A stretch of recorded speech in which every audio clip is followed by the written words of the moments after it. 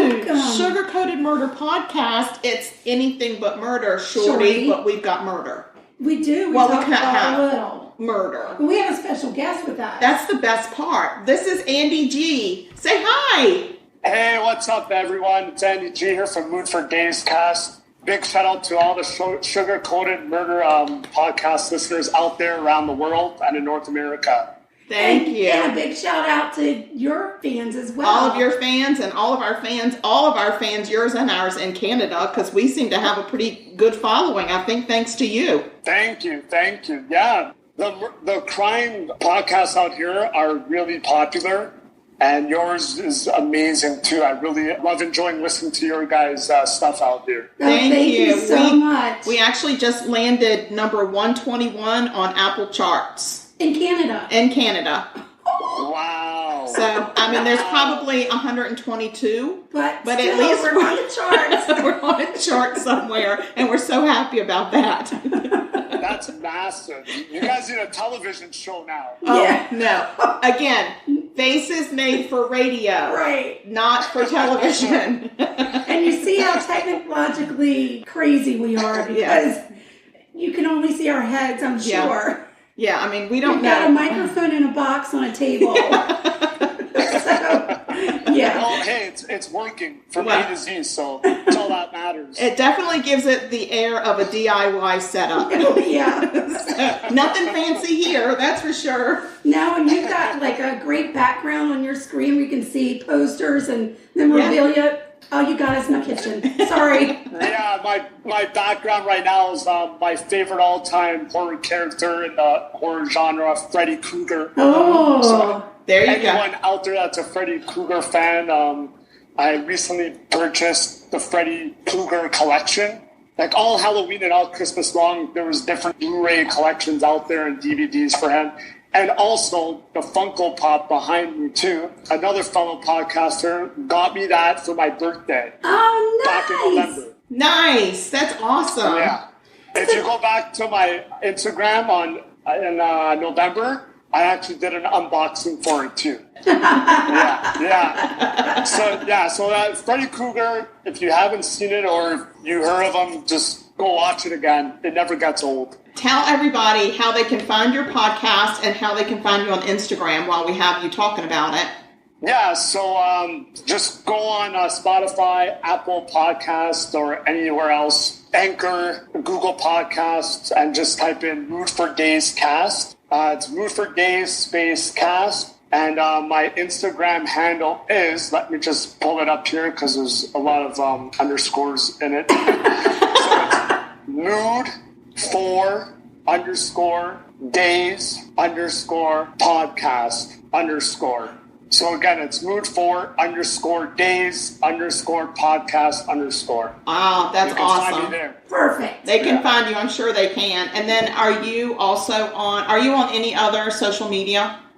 Yeah, I'm also on YouTube. I'm also on Buy Me a Coffee. If you want to just sponsor the show, $5, it helps out. There you go. To any investment, like new equipment, maybe getting a special guest on that requires a payment of some sort. So, yeah. Okay. And everything is in my link tree on my Mood for Days podcast Instagram page. Perfect. Oh, geez, you owe me a Coke. So, funny, you were talking about Nightmare on Elm Street. The gentleman that played Freddy Krueger, Robert Englund, he had a show on the Travel Channel called True Terror. Did you happen to catch that? No. Yeah, he did. I definitely need to go see this now. He talks about paranormal hauntings, that kind of thing. But a very good friend of ours, Andrea St. Amand, is one of the paranormal experts on that show. So you have to check it out. Wow, there we go. Yeah, I just brought it up. Wow, so this is a brand new one. It just came out back in 2020. Yes. Yeah. This is amazing. Okay, I got to definitely check this out. Yeah, you'll love it. And so you'll see our friend Andrea on there. But it's really interesting because they take old cases that were in the newspaper, like back in the 1800s, early 1900s, and they go through it and talk about those cases. Right. Wow. So that's pretty cool. And Yeah. they get to show you, is it like a reenactment of those cases? It is, yep. So it's a little creepy. I love those. Those ones creep me out. Yeah. It's a little creepy for me, but for you, it's right up your alley. Yeah, you're going to be like, this is child's play. What are those girls talking about? It's not scary. Yeah, the synopsis looks really interesting. Yeah. It goes, hidden away in the dark shadows of America's history are tales so terrifying they must be true. As veteran actor and legendary horror movie icon Robert Englund soars new reports of yesteryear to bring viewers twisted tales ripped straight from the headlines. There you go. Can't wait to see that. Yeah, you'll have to let us know what you think. Yeah, and he's also going to be appearing on the new Stranger Things season 4 on Netflix. Is he really? I love that show. That's awesome. Yeah. That's so cool. That's one of the main reasons, too, I'm going to watch Stranger Things season 4 is because he's on it. We've been waiting now. I think it's going to be going on 3 years for this epic new season. It better be a good one. It better be worth the wait. It better be. It better be. And it better have more than 5 episodes, please. I know. Please have more than only 5. At least get to 10. I agree. So, speaking of watching things, we've chatted a little bit with you about watching the documentary on Netflix about the Cecil Hotel, and I don't remember what it's called now because it just went. I think it's called the Cecil Hotel. No, it's called The Vanishing. I think. The Vanishing at the Cecil Hotel. Does that make sense? Yes. Yeah, so, you got the first part right. The second part right. It's crime scene, the vanishing at the Cecil Hotel. Yes. So that was a really interesting documentary that we all kind of watched. And so I want to kind of see what your take is on it, what you thought, episode by episode almost, kind of do a deep dive on what you thought. The first episode was obviously they have to tell a story, they have to build it, and then go with it. I think there was 3 episodes in total. Yeah. And I wanted to really check this out because I honestly didn't read any reviews, didn't even know that. I literally just thought it was going to be about ghost stories, and I didn't know that it was going to be related back to a Canadian missing person. Yeah. That's what freaked me out, and that's what got me to finish the 3-part series. Yes. Yeah, the first episode, they don't really go into detail about the girl who the story is based off of. But this was my first time hearing about this hotel in Los Angeles. Oh. Wow. Okay. Yeah. It's got quite a reputation. Well, to me, the most terrifying thing is that this girl found it online, and there's no blaring. You might not. This is not in the best part of town, or don't come alone. I know she was looking for a cheapish place to stay, but surely there could have been something a little bit better. Well, and I mean, I just think it's horrible that when the people saw her check in by herself, this young girl traveling alone, I don't know, I would have been like, honey, you need to go somewhere else. Yeah, we're going to put you somewhere else. Well, what boggles my mind is she had a whole family. Did not the family?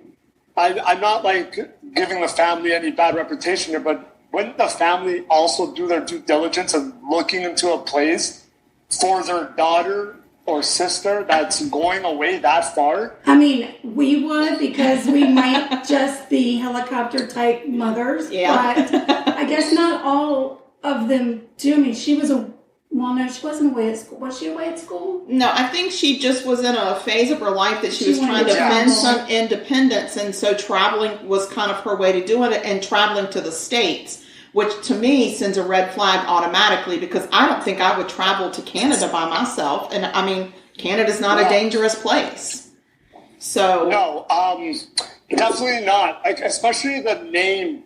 As soon as I heard the name, the Cecil Hotel, I'm like, this really sounds really sketchy. Yeah, and I mean, I don't know, LA, I think I would have to not just read reviews, but try to figure out, what are safe places in LA, what are not safe places. I mean, it's not like she was going to Montana. She was going to, LA. It's a huge hub in the United States. It's one of our most populated cities. So, I mean, I don't know. I don't think I would travel to LA by myself. I wouldn't, but we've never been brave. I know a lot of people that got that travel bug in their 20s, and left. I have a friend that left and went to backpack around the world alone. Oh, She didn't go with is anybody. she still alive? She is. She was very successful in her trip. Yeah, that's crazy. So yeah, I don't. If that were my daughter or even my sister, what's that? I think that I would have a huge problem with. I mean, I would just be really fearful for that person's safety. But I don't know. I guess hindsight's 20/20 because had she checked into the Hilton, we wouldn't be having this conversation probably because she, Well, we don't know. We don't know. No, but what I'm saying is we wouldn't be talking about that hotel. And if she checked into a plush hotel and went missing, we wouldn't be talking about the hotel she checked into. Right. So, like the main attraction here was the hotel itself. Yeah. And as soon as you Google the Stay on Main Hotel, like it's a 2-star hotel. Yeah. So right there, that's a red flag for concern. Yes. Right there. And then as you scroll down too, there goes list of deaths and violence. Now, 7 or 8 years ago, I don't know if this information was on Google. Yeah. But straight away though, I'm sure you could have read reviews 8 years ago to see what this hotel was all about. I would think so. Because it definitely looks like a hostel. It's a hostel. Yeah, it definitely looks like a hostel, which is very scary. I hear about people going and staying when they backpack and stuff in Europe, that they go and stay in hostels. But that, and that is a cheaper way to go for a lot of people. And so a lot of people do that. It's not something that I do. I require like privacy and a remote control and my own television and those things. But that's me. I'm very pampered. Americans. Come on. Some people don't require those things when they travel. So I don't know. I think that definitely hindsight, that's not the place for her. But this was very well known as the place where the Night Stalker had lived while he was night stalking. And people knew that because a couple of episodes ago, I covered a case where there was a serial killer in Austria that got out and then actually went and stayed at the Cecil Hotel. And the reason he stayed there was because he was a huge fan of Richard Ramirez. That would be Jack Unterweger. That's Unterweger. Wow. So, and that was a while back that he did that. So he knew that he had stayed there. So there was publicity about it somewhere. If he found that out from Austria, somebody had to have been able to find that somewhere, that she necessarily did the best homework. But once she was there, I don't think it would have taken me but 2 minutes to say this is not the place for me. I don't know. If you go on Google and look at some of the reviews from like 4 years ago, they're not that bad. Are you kidding? I'm not. It's really messed up too, and it's really deceiving, especially someone who's coming from very far away. Yes. Like the actual photos look really clean, really nice. It looks like a really cute vintage hotel. Yeah, and I know when they were interviewing the couple, there was a couple from Europe that's in the documentary, and they said like when you walked in, it looked all elegant, but then once you got into the elevator, something wasn't right. Yes, I'm surprised they stayed as long as they did as well. I'm shocked that they stayed as long as they did. God bless them. I guess. But their whole thing was they were only going to sleep there. They were not going to be there during the day. They were going to be out sightseeing, and so all they needed was a place to lay their head. But so if you haven't checked out Stay on Main Hotel, go Google it. It's a budget hotel in downtown Los Angeles, located at 6th Street Main Street on December 20th, 1924, and it's 19th-floor hotel. And the owner's Richard Bourne. Pretty crazy, yeah. So let's talk about the manager. Yes, so she seems to love this place. A little too much. A little too much, yeah. She didn't give any bad publicity on this documentary about it. Not at all. As a matter of fact, I feel like she's in love with the hotel. She might have a relationship with it.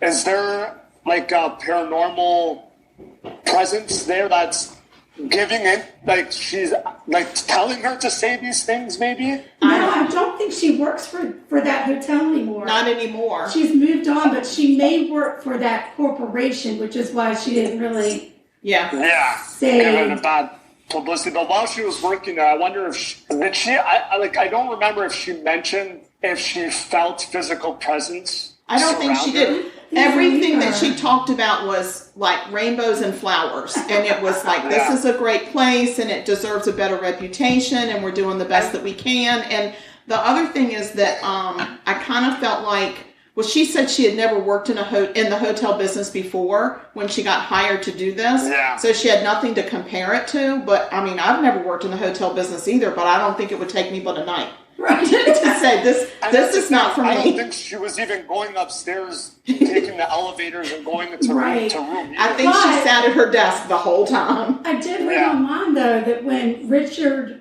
Ramirez stayed there between 1984 and 1995, one night after he had gone on some bloody kill, he had blood all over his clothes. He came back, he took his clothes off, threw them in the dumpster, and walked up to his hotel naked. And nobody said a word to him. No, it wasn't enough to raise any suspicions, to be like, oh my gosh, it was just another day at the Cecil Hotel. Yeah, that's the crazy thing is they have crazy things that happen like that so often that they don't really blink an eye. And I think that it's not open anymore. It's worrisome that that would happen and it's like no red flag, like, hello, we might have a problem. Didn't seem to bother anybody when it happened. No. It would have bothered me. It would bother me, but that's fine. Maybe I'm just pickier than most. I don't know, but I would have a problem. And wasn't there like a following too in this documentary, like an actual community trying to figure out where she went? Yeah, so they've actually done a couple of documentaries and a couple of different investigative groups have gone through there to try to figure out what happened to this girl. Some of them have been paranormal and some of them have been like crime investigators. Some of them are just people who are interested in that kind of thing and they've done a lot of research and they got really, really involved. Yeah. And then when it was kind of over and resolved, then they really kind of felt lost. But I think there's still a small following that feels like something happened other than a mental break.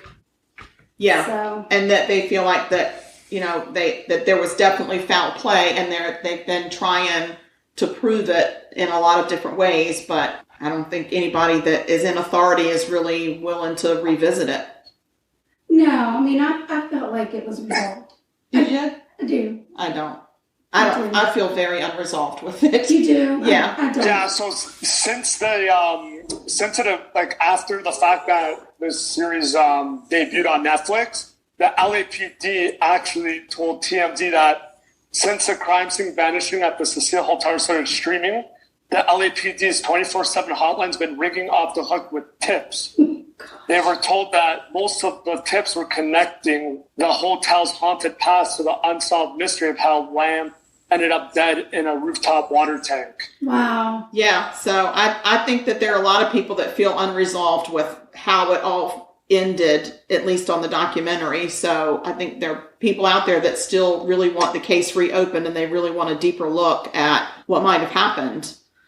Yeah, and this documentary too, sorry, we spoiled it, but go take a watch if you haven't seen it. Yeah. It doesn't give you clues, though, as to where she even ended up in. It always left you on the edge of your seat. Yes, it really did. And I just think the explanation of where she ended up and the explanation of how she was found, I think that right there, those two little things, if you just look in those two things, I think there's a lot more there that the documentary didn't cover. I don't know if there's more to the case files or not. I definitely... Yeah, well, what boggles my mind too is, okay, so they did show us the footage of her in the elevator more than once. Yes.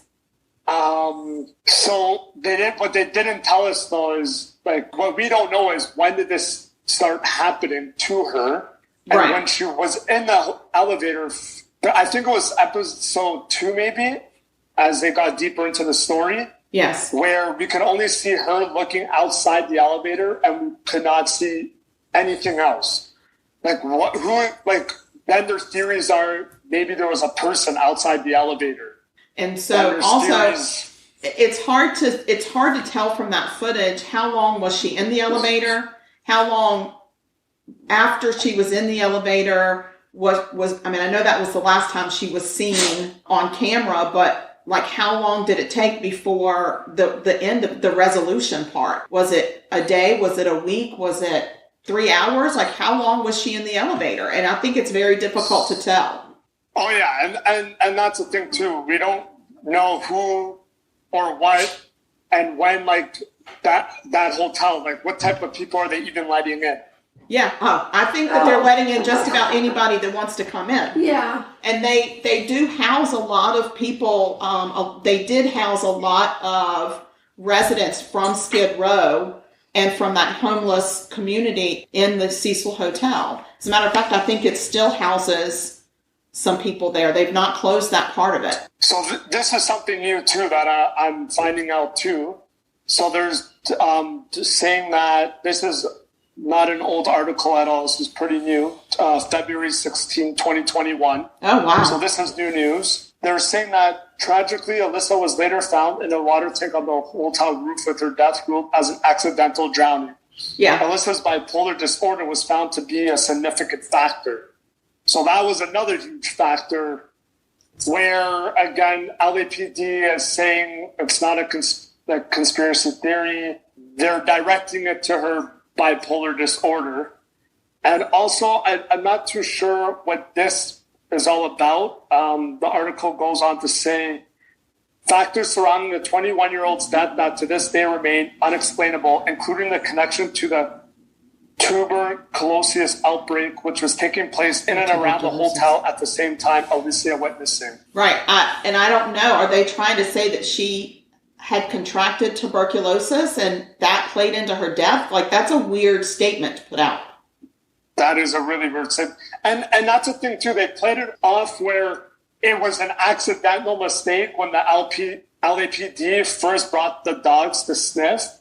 They fully missed the water tank. Right. Not only that, but according to them, the water tank was closed. But according to the guy that found her, the water tank was open.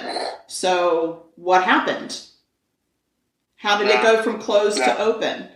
And so I can understand if that's closed. It's a steel door. And so if it's closed and she's in water, I get that a cadaver dog would miss that because it is, I don't think you can sniff anything through steel. I don't Exactly. know. Dogs can sniff through cars. I know they can. They can Closed sniff doors. Trunks. Well, but you've got ventilation and stuff. You've got cracks and you've got ventilation where you don't have, this is a sealed tank. I don't believe it was sealed though. There was a door that lifted up at the top of it, so it was not sealed. It wasn't sealed, but it was closed. Right, like a car door would be closed. Mm-hmm. Yeah, I don't know. It's just weird that the cadaver dogs would miss it, but then, I don't know, because it makes me feel like there was a window between the cadaver dogs and when she was found that maybe that's when she got placed in there, and maybe she wasn't in there when the dogs were looking for her. Yeah, and then there's other theories going around too, which is really stupid, I think, though. Some theories are suggesting that she was a biological weapon sent to LA, but had been silenced for knowing too much about the outbreak in the Netflix doc. That's weird. Oh, like they sent her with the tuberculosis virus. So maybe she was carrying the tuberculosis virus with her. What they're going to clean out Skid Row? I mean, hello. I don't know. Maybe she was the COVID person. Maybe she's the one that started COVID. Also, the thing too about this hotel is crazy how they were naming it different level names. Yeah, I agree. It looks so squished and looks so tiny. And as they're doing the wide shots in the documentary, it looks big. It's huge. It's huge. It's big enough that there's really a front part and a back part, and the back part is the one that's kind of sketchy, but the front part supposedly is more tailored to like the business clientele. And they want to take the front part and turn it into this 4-star hotel, and the back part and make it low-income housing. Well, so there's a law. Really there's a law in LA that you can't, once you put the homeless population in housing, you can't evict them. So they can't do anything with that back part where they house them. They can't make them leave. You can't, it's a code now that you can't just evict them so that you can upgrade your property. So that's why they're kind of at a loss for what to do. But who is going to approve the zoning for a 4-star front and a skid row back? Like, that is, exactly. You talk about the ultimate hotel mullet. Listen, that's scary. If you've got money, you can pretty much get anything done. I guess. So it'll be interesting to see if anything happens to that building. I would be really shocked, especially with so much controversy swirling around this case. Right. I don't know. Maybe they're just hoping for some more out-of-country clientele that don't really there are people do their homework. I don't know. That would love to go stay there just for the mystery of it. Well, I know that they've had a couple of paranormal groups that have gone in there and investigated and stayed the night and all this kind of stuff. I have no desire to be anywhere near it. Gosh, no. We're good. I think I'm fine. Also, do you ever watch American Horror Story? I watched the first 5 seasons of that. All right, so the 5th season was called Hotel. Yes. Loosely based on the Cecil Hotel. Oh, I had no idea. Yeah. I had no idea, too. You need to go back and rewatch it. I'm too scared. Goodness, I really have to go back and rewatch that now. Yeah, it had to do with vampire sisters or something, but where they stayed with all the murders and the druggies and everything else, that hotel was based on the Cecil. Yeah. Wow. I remember now. I watched the first, I think I ended up finishing season 5, and I remember like they were in the hotel and so many crazy scenes were happening throughout the season. Right. It would be interesting to watch that and watch the Cecil Hotel documentary again while you're kind of going back and forth, and to see if you can pick out some real similarities in what it looked like and, what the kind of the layout of it, to see if it was similar. That'd be interesting. It was. I remember it being very spooky on American Horror Story. Oh, was it? Well, wow. Yeah, the rooms are really small. Yeah, it looks like the rooms are teeny, and there's not much to them. Yeah, like now the internet is starting to get on the tuberculosis debate. Even Reddit is saying things about theories on the tuberculosis and how she was brought to LA as a biological weapon. So I'm wondering, did her autopsy show that she had tuberculosis? Where is this coming from? Yeah, I don't know where that's a good coming question. from. Yeah, because once you have tuberculosis, I think you get a specific scarring that's there that you can tell you've been exposed to it. Yeah. I mean, LA, and another thing was crazy too about it too. There were so many doing hours and hours of tape, especially when they were showing the elevator. It was over like 100 hours, and they still don't know. Like they have no idea. Yeah, I saw in that documentary, in one of the scenes, they talk about how there was a possibility of somebody being outside of the elevator, and as she is leaving and turning around the corner, right in the bottom part of the frame, they showed what they thought was the shadow of the back of somebody's foot that possibly was there. But I could see that would be maybe construed as that, but I'm not sure that I really bought into it.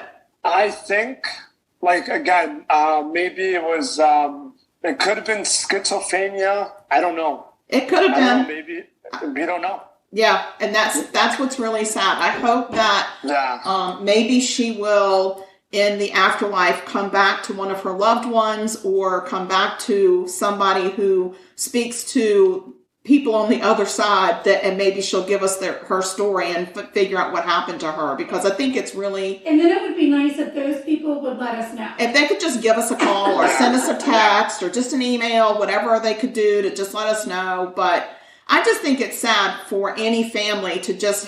it's got to seem so unresolved that they just don't know what happened.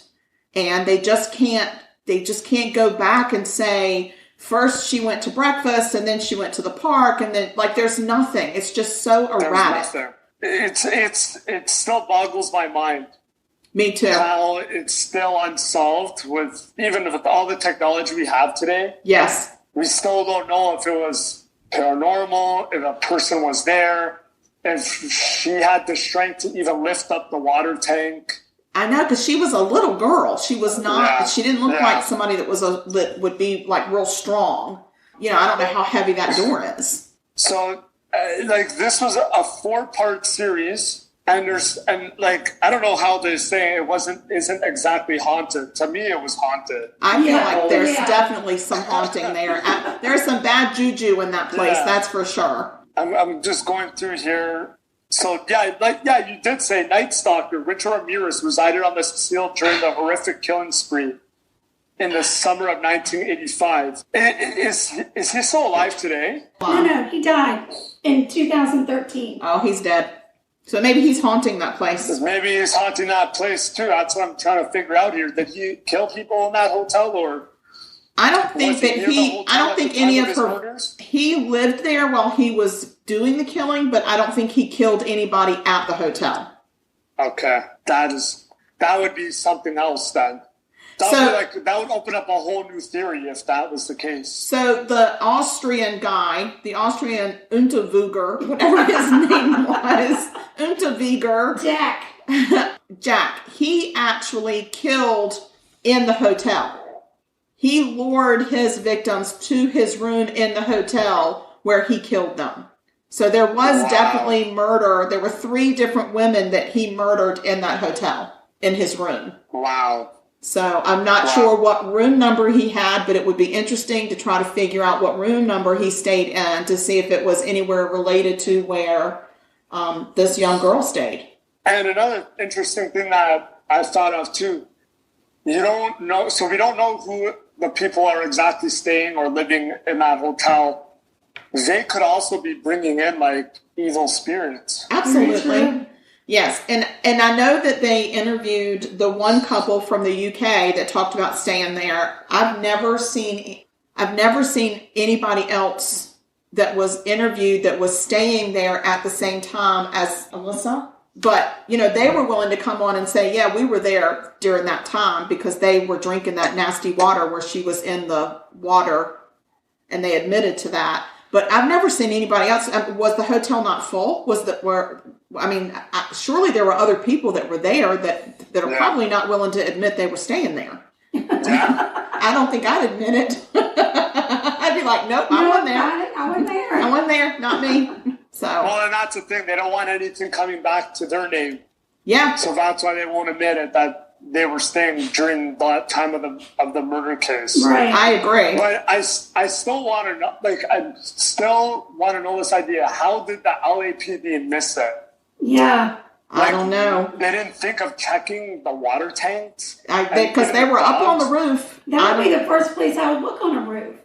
Any kind of a tank, any tank. Anything that you could hide a body in. Anything. I would be checking that. I wouldn't just be walking around the flat roof like, oh, there's nobody here, because of course there's nobody there. It's out in the open. Exactly. So I'm not sure. I don't know what their procedure was right there. I guess maybe they were just relying on the dog, but I would have been opening every door, every hatch, every crack, everything. Yeah, me too. So while I was watching it too, while they were showing the footage of her in the elevator, I think at one point too, she went to a window. Did she go to a window of some sort? They showed the window where she would have gone out onto the roof. The team that shot the documentary walked out to the end of the hallway where it was a window, not a door, that you had to open and go through to get out onto the roof. So they did show that window.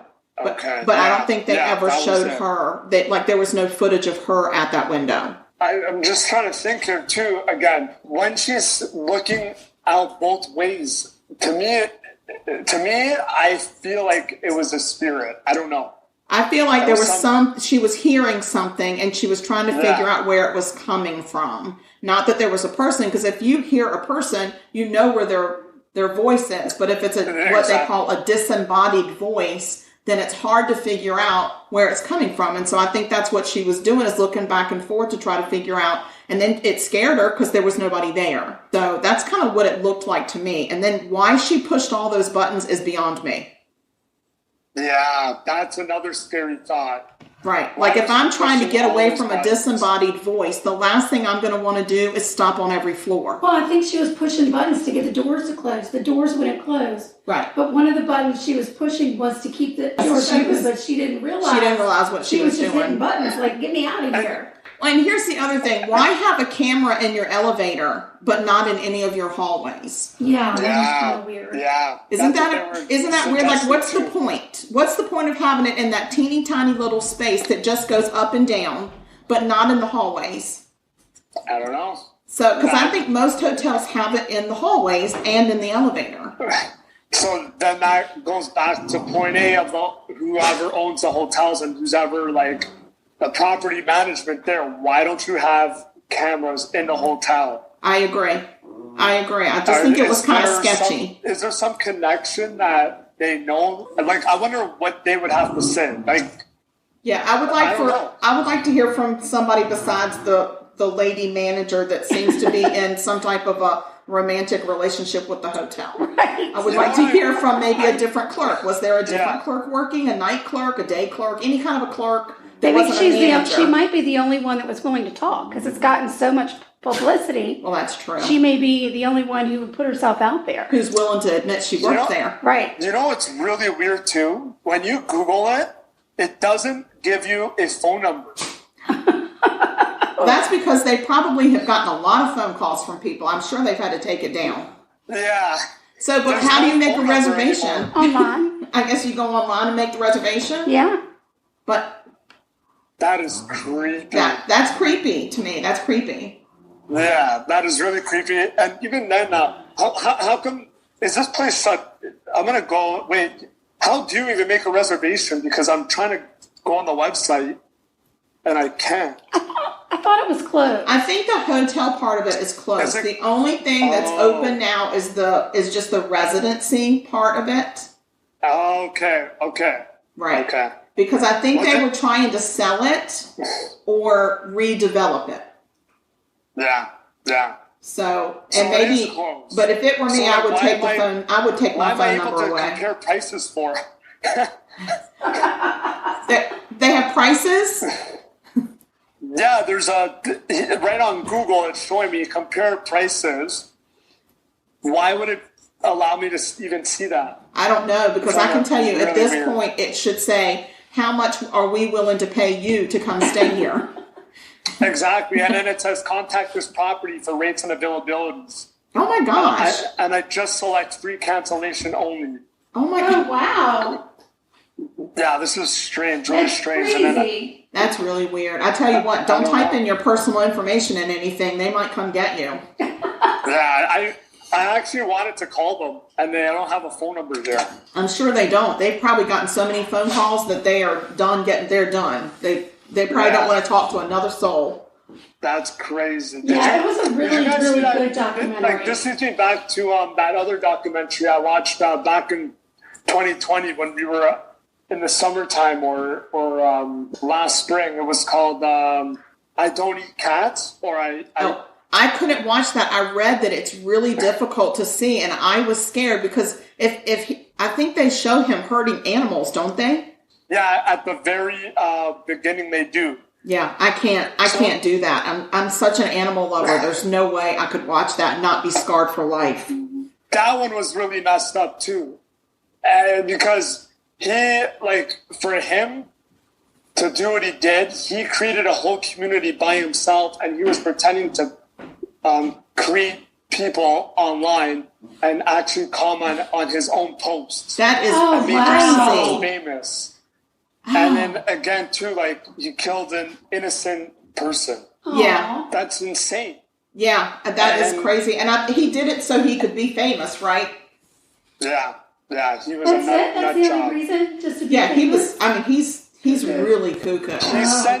He sent one of the body parts to the Canadian government's headquarters. Yes. Oh my gosh. Yeah, he was horrible. I mean, that guy, I hope they have him way down in a hole somewhere. Because he's scary. They found him in all the way in Paris. I think it was in France or Germany, one of those European countries, which was pretty nuts. They had a warrant out for him. And one of the people in the coffee shop, they were scared.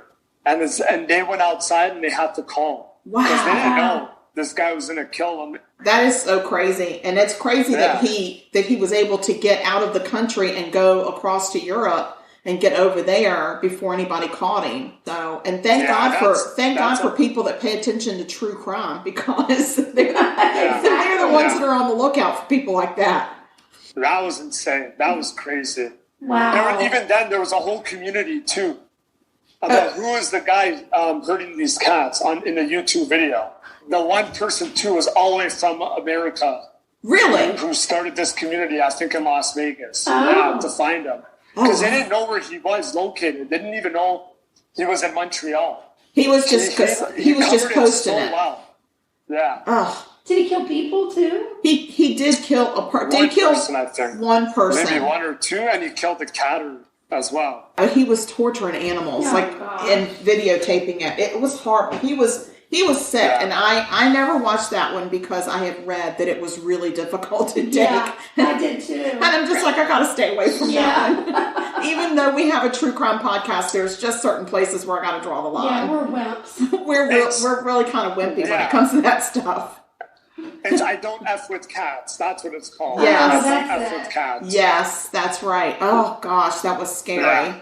That documentary too, you don't really know where it's leading. Good job about starting it off with him, portraying him as a cat killer, and then it goes on to how he was so crazy to get to where he was at. And imagine sitting at that hotel, you're just outside in the front, and after he committed the murder, he just walked outside like everything was normal. Oh. And you're the person just having a smoke, and a murderer just walked right by you. Oh that's gotta mess with your life, with your head forever. Yeah. Yeah, I would be. If I saw that footage on that, if I was there and I saw myself standing, I would be freaked out right now. To be that close to somebody that was that evil, and you just didn't even know it. You just don't know who's ever walking out of a hotel. You don't know who's walking out of in the grocery store. You have no idea, and you don't know who's in your neighborhood. You don't know your neighbors. You don't know your family members. You don't know. They're just people that you don't know, even though you think you know. I can't imagine. Here in Toronto, it was crazy. Just a couple of weeks ago, it was a quiet neighborhood, quiet family. After the reporters went door to door, were talking and interviewing people in the neighborhood. The husband, they had 4 kids, and the husband murdered the wife. It was a quiet, we were just talking about, you don't know who your neighbors are either. Yeah, right. Because you think they're all quiet. Yes. You see them, but you don't talk to them. And then the people that the reporters were interviewing, they were saying just that. We thought they were nice family. They were so quiet. They looked normal to everybody, and yet the husband ended up killing the wife. Wow. Yeah, that's really sad. This just happened in Toronto. Oh, did it? A month ago or something. Yeah. Oh wow! I have to look for those news articles and read that. Yeah, it's pretty crazy. Crazy because you really don't know your neighbors. No. You do. You always see that. Oh, he just seemed like such a nice person, or he seemed like such a nice dad, and find out that he killed his whole family. It's senseless. Yeah. So that was that other documentary too. Maybe we spoke about it. I don't know if we did. Where the other documentary, it was about the guy in Colorado. Yeah, the guy in Colorado. That's another one. Chris Watts, that's his name, and he killed his wife and his pregnant wife and his 2 baby girls. Yeah, and put their bodies in oil tank. Yeah, put the 2 girls in an oil tank. There's a couple of different things that creeped me out. The first thing is that when he drove the mom's body out to that oil field to bury her, those 2 little girls were in his backseat still alive. He went out and buried their mom and came back and one by one killed them methodically. Even the little girl said, "No, Daddy." I mean, she watched him kill her sister, and then she had to have known she was next, even though she was so small, so little. But how diabolical can you be? And then when you watch the documentary, he comes in when he comes home from work, and the neighbor's at his house. And you see him standing next to the TV. If you go back and watch what's on that television, It is actually an advertisement for some kind of pregnancy, and it shows like the fetus of a baby inside the mom's womb and everything. It's almost like the universe is screaming through that television. I'm here. It's almost like that woman is like screaming, saying, he did something. Yeah. And it was crazy. And thank God that neighbor said, he ain't acting right. Like, this guy never does the things that he's been doing. He never does it. And he's not acting the way that we know him to act. Something is up. Yeah. But, I mean, that guy, diabolical. And his girlfriend, there's a lot of discussion on what her culpability in any of this was. Like, did she know that he was doing it? Did she encourage him to do it? What was her? So she had said that she was going to change her name and move away.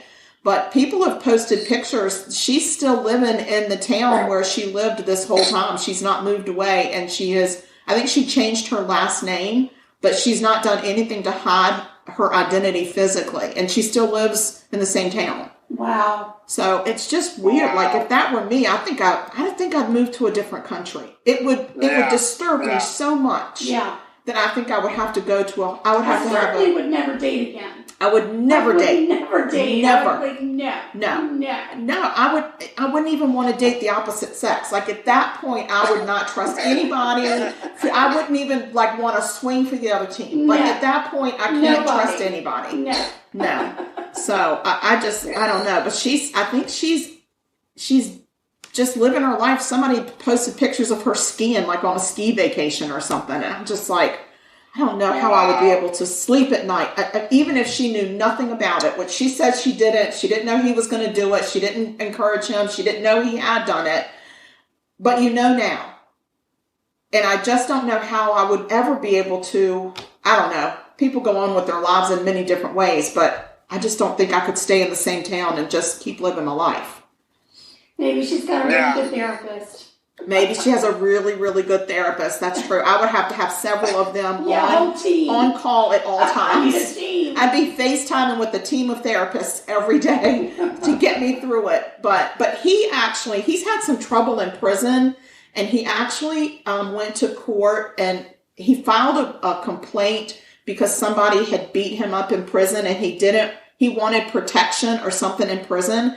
And I'm like, you got a lot of nerve. Like, what cayenne is on this guy? He killed his whole entire family, and he's upset that he got beat up in prison, and he wants protection. Where was their protection? Right. Like, that guy is cuckoo for Cocoa Puffs that way. Oh. And he's young. Yes.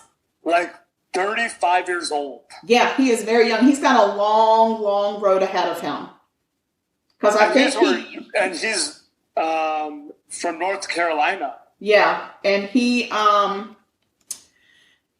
3 life sentences plus something, like I think it was like a total of 158 years or something. He ain't going anywhere forever. And that's a long life to be living in a prison. So. And it's not even that. When you look at this guy, he looks like a normal human being. That is the scariest thought of it. I know. Well, that's the thing. What does a diabolical, evil murderer look like? There's no markings. There's no Yeah.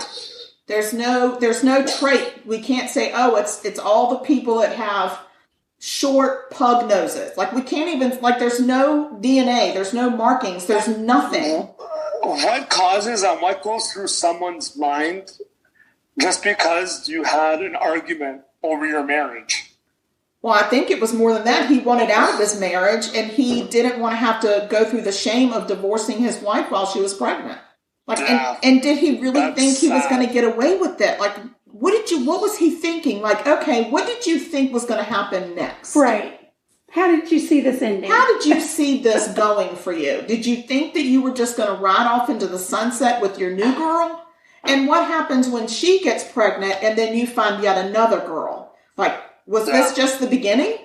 Here on this site that I just found, it said Chris has since revealed in letters from prison that he had been planning to kill his family for at least a few hours before doing so. Oh, yeah. The letters were published in the 2019 book Letters from Christopher, The Tragic Confessions of the Watts Family Murders by Cheryl Candle. who struck up a correspondence with Chris Shorty after he was sentenced to life in prison in November 2018. Wow. That's awful. Wow. I feel like at that point, he probably was waiting for her to come home from her business trip. I think he had planned it, that when she got home, he was going to do it. Oh, yeah. Yeah, he had a plan for sure. Yeah.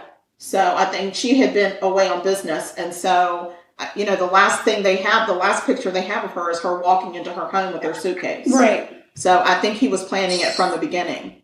So I shudder to think how long it took him. Was it 5 minutes? Was it 2 hours? Did she go on about her life and get a shower and go to bed like life is normal? Or did they argue? Like, there's no telling. But for him to do that to his little girls, his flesh and blood, to me, it's beyond reprehension. It's beyond evil. It's the devil incarnate.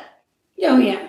So. And the way he was acting, that they went missing, they disappeared on their own. And then he was like, you know, he never went out and searched for her, but he kept going on TV saying, "Oh, I just want you to come home." But he never searched. He never joined in any of the searches. Nothing. Well, listen, Andy, this has been so much fun. It has been. It's been great to catch up with you, our Canadian friend. I feel like you're like our Canadian brother. It's so wonderful to have you in our corner, and we are so proud and so honored to know you. And the fact that we've gotten to know you over social media and through a camera and a speaker and a phone, and not, you know, face to face. But I feel like I've known you forever. So we'll definitely have to do some more of these. We so appreciate you coming on. And everybody go out and find Andy's Mood for Days cast. And then he's on Instagram. He's got a great following. You're so creative. And I love the content that you put out. So keep on chugging. Yes, indeed. Thank you too, man. It's been a pleasure. And anytime that we talk, even offline, it's always a great time too. And I actually too, like giving you guys information for your podcast as well. Thank you. You've passed a couple of good ones on, so we appreciate it. Keep them coming because we'll keep doing them. Yeah. Well, yeah, like your podcast too, it really inspired me to like get back into the true crime. Good. Investigating shows and murder mysteries and unsolved Well, and when COVID is over, we're going to get you into baking too. Exactly. I hope so. I can't wait for your guys' next baking adventure as well. That's right.